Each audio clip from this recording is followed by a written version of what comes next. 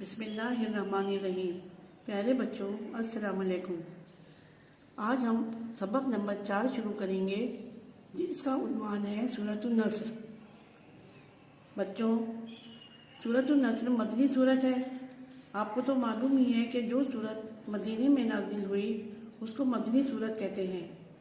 اس سورت میں مسلمانوں کو خوشخبری دی گئی ہے کہ اللہ تعالیٰ نے ہر جنگ میں ہر موقع پر مسلمانوں کو دشمنوں کے مقابلے میں فتح نصیب فرمائی۔ بچوں، اب ہم اس کا تعارف پڑھیں گے۔ اپنی کتاب کا صفحہ نمبر 59 کھولیے اور میرے ساتھ اس کی بلند خوانی کیجیے۔ سورۃ النصر مدنی ہے۔ اس میں 1 رکوع، 3 آیتیں، 17 کلمے اور 17 حروف ہیں۔ اس سورہ مبارکہ میں اللہ تعالیٰ نے اسلامی جنگوں کی فتوحات یا صرف فتح مکہ کے بارے میں بیان فرمایا کہ اس فتح کے بعد لوگ فوج در فوج دین اسلام میں داخل ہوئے۔ پھر پیارے نبی صلی اللہ علیہ وآلہ وسلم کو رب تعالیٰ کی ثنا اور امت کی مغفرت چاہنے کا ارشاد فرمایا گیا۔ اعوذ باللہ من الشیطان الرجیم، بسم اللہ الرحمن الرحیم۔ اذا جاء نصر اللہ والفتح، جب اللہ کی مدد اور فتح آئے، ورأیت الناس يدخلون فی دین اللہ افواجا، اور لوگوں کو تم دیکھو کہ اللہ کے دین میں فوج در فوج داخل ہوتے ہیں، فسبح بحمد ربک واستغفر، تو اپنے رب کی ثنا کرتے ہوئے اس کی پاکی بولو اور اس سے بخشش چاہو، انہ کان توابا، بے شک وہ بہت توبہ قبول کرنے والا ہے۔ بچوں، اب ہم اس کے الفاظ معنی پڑھیں گے۔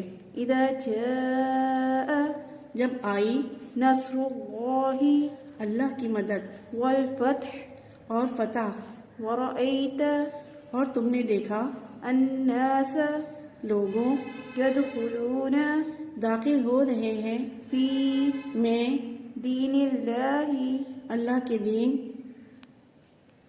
افواجا، فوج در فوج، فسبح بس تسبیح بیان کرو بحمد ربک اپنے رب کی حمد کے ساتھ، واستغفر، اور اس نے بخشش چاہو اور اس سے بخشش چاہو، انہ بے شک وہ کان ہے توابا۔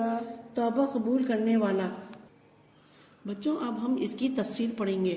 اذا جاء نصر اللہ والفتح، ورأیت الناس يدخلون فی دین اللہ افواجا، جب اللہ کی مدد اور فتح آئے اور لوگوں کو تم دیکھو کہ اللہ کے دین میں فوج در فوج داخل ہوتے ہیں، یعنی اللہ تعالیٰ نے اپنے پیارے نبی صلی اللہ علیہ وآلہ وسلم کی دشمنوں کے مقابلے میں مدد فرمائی، اور فتح سے مراد یا تو تمام اسلامی فتوحات ہیں یا پھر فتح مکہ مراد ہے، کیونکہ فتح مکہ کے بعد لوگ فوج در فوج دین اسلام میں داخل ہوئے۔ فتح مکہ کا مختصر واقعہ اس طرح ہے کہ پیارے نبی کریم صلی اللہ علیہ وآلہ وسلم نے جب صلح حدیبیہ فرمایا تو اس میں ایک شرط یہ بھی تھی کہ عرب قبائل کو اختیار ہوگا کہ وہ قریش کے عہد و پیمان میں داخل ہو جائیں یا حضور صلی اللہ علیہ وآلہ وسلم کے ساتھ ہو جائیں۔ جو قبیلہ جس فریق کے عہد و پیمان میں داخل ہو جائے گا یا اس پر حملہ نہ کرے گا، معاہدہ حدیبیہ کا حصہ دار سمجھا جائے گا۔ اس شرط کے تحت بنو خزاعہ مسلمانوں کے عہد و پیمان میں داخل ہو گئے اور بنو بکر قریش کے ساتھ مل گئے۔ بنو بکر اور بنو خزاعہ میں مدتوں سے دشمنی چلی آ رہی تھی، چنانچہ شعبان 8 ہجری میں بنو بکر نے رات کے اندھیرے میں بنو خزاعہ پر حملہ کر دیا۔ بنو خزاعہ کے بہت سے آدمی مارے گئے۔ بنو بکر نے حملہ کر کے معاہدہ حدیبیہ کی بدعہدی کی۔ بنو خزاعہ نے پیارے نبی صلی اللہ علیہ وآلہ وسلم کو اس کی خبر دی۔ آپ صلی اللہ علیہ وآلہ وسلم نے معاہدے کے مطابق مدد کا وعدہ فرمایا اور قریش کو معاہدہ یاد دلایا۔ قریش نے غرور و تکبر کے ساتھ یہ معاہدہ ختم کر دیا۔ پیارے نبی کریم صلی اللہ علیہ وآلہ وسلم نے رازداری کے ساتھ 10,000 صحابہ رضی اللہ تعالیٰ عنہم کا لشکر تیار فرمایا اور مکے کی طرف روانہ ہوئے۔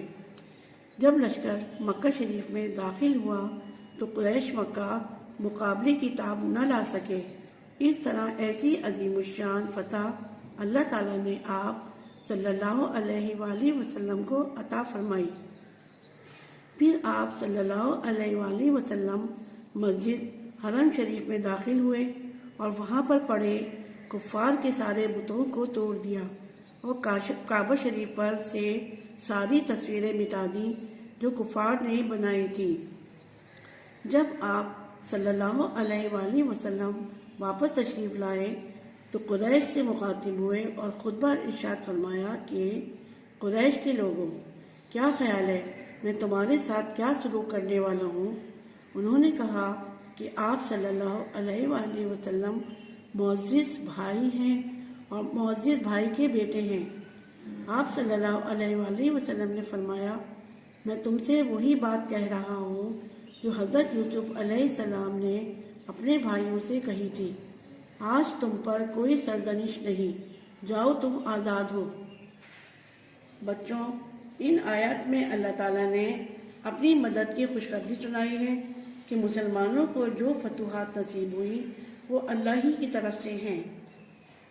پیارے نبی صلی اللہ علیہ وآلہ وسلم نے عرب قبائل سے جب صلح حدیبیہ کا معاہدہ فرمایا تو آپس میں ایک دوسرے پر حملہ نہ کرنے کی شرط رکھی گئی، لیکن بنو بکر قبیلے نے حملہ کر کے معاہدہ حدیبیہ کی خلاف ورزی کی اور قریش نے غرور کے ساتھ یہ معاہدہ ختم کر دیا۔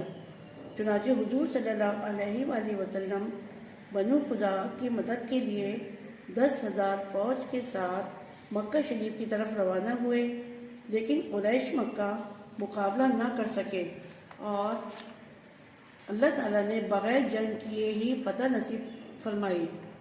آپ صلی اللہ علیہ وآلہ وسلم نے حرم شریف میں داخل ہو کر تمام بتوں کو توڑ دیا اور کسی سے بھی کوئی انتقام نہیں لیا۔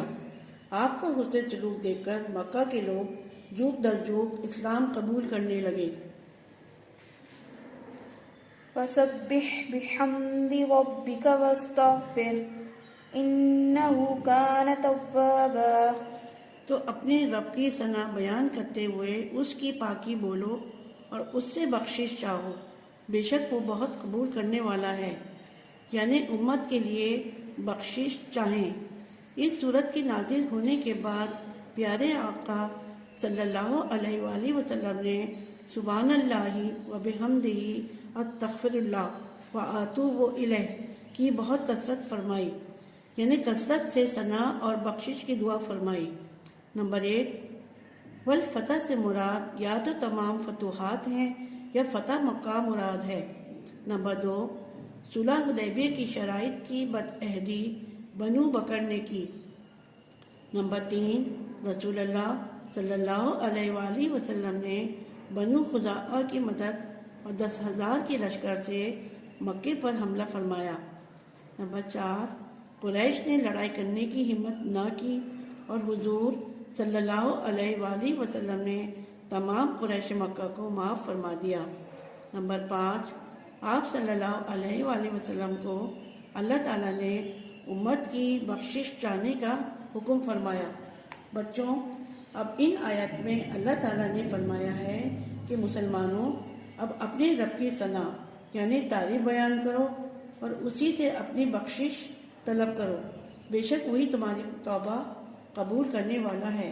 ان آیات میں اللہ تعالیٰ نے حضور صلی اللہ علیہ وآلہ وسلم کو امت کی بخشش چاہنے کا حکم فرمایا۔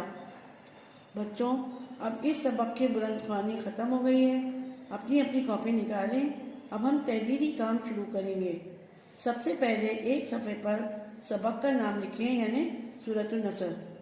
اس کے بعد اگلے صفحے پر دن اور تاریخ ڈالیں اور اس کے بعد وہاں پر اس کے نیچے سوال جواب کی ہیڈنگ ڈالیں۔ بچوں امید ہے آپ نے ایک صفحے پر دن اور تاریخ لکھ لیے ہوں گے۔ اس کے بعد اس کے نیچے مشقی سوال جواب لکھیے۔ سوال نمبر 1 ہے اللہ کی مدد اور والفتح سے کیا مراد ہے؟ اس کا جواب ہے اللہ تعالیٰ نے پیارے نبی کریم صلی اللہ علیہ وآلہ وسلم کی دشمنوں کے مقابلے میں مدد فرمائی، اور فتح سے مراد فتح مکہ یا پھر تمام اسلامی فتوحات ہیں۔ سوال نمبر 2 ہے صلح حدیبیہ کی شرائط میں عرب قبائل کو کیا اختیار دیا گیا تھا؟ اس کا جواب ہے صلح حدیبیہ کی شرائط میں عرب قبائل کو اختیار دیا گیا تھا کہ وہ قریش کے عہد و پیمان میں داخل ہو جائیں یا حضور صلی اللہ علیہ وآلہ وسلم کے ساتھ ہو جائیں، اور کوئی فریق ایک دوسرے پر حملہ نہ کرے گا۔ سوال نمبر 3 ہے کس فریق نے معاہدہ حدیبیہ کی بدعہدی کی؟ اس کا جواب ہے بنو بکر نے بنو خزاعہ پر حملہ کر کے معاہدہ حدیبیہ کی بدعہدی کی۔ سوال نمبر 4 ہے نبی کریم صلی اللہ علیہ وآلہ وسلم کتنے صحابہ کرام رضی اللہ عنہم کا لشکر لے کر مکہ کی طرف روانہ ہوئے؟ اس کا جواب لکھیے نبی کریم صلی اللہ علیہ وآلہ وسلم 10,000 صحابہ کرام رضی اللہ عنہم کا لشکر لے کر مکے کی طرف روانہ ہوئے۔ بچوں اگلے صفحے پر ہیڈنگ ڈالیے، خالی جگہ پر کریں۔ نمبر 1 نبی کریم صلی اللہ علیہ وآلہ وسلم نے تمام قریش مکہ کو معاف کر دیا ہے۔ خالی جگہ پہ کیا لکھیں گے آپ؟ قریش مکہ۔ نمبر 2 شعبان 8 ہجری میں بنو بکر نے رات کے اندھیرے میں ڈیش پر حملہ کر دیا۔ خالی جگہ میں کیا لکھیں گے؟ بنو خزاعہ۔ نمبر 3 اس سورت کے نازل ہونے کے بعد آپ صلی اللہ علیہ وآلہ وسلم کثرت سے ڈیش اور ڈیش کی دعا فرماتے، یعنی ثنا اور بخشش کی دعا فرماتے۔ بچوں اب آپ کا یہ سبق ختم ہو گیا ہے۔ امید ہے کہ اچھی لکھائی میں اپنا کام کر لیں گے آپ۔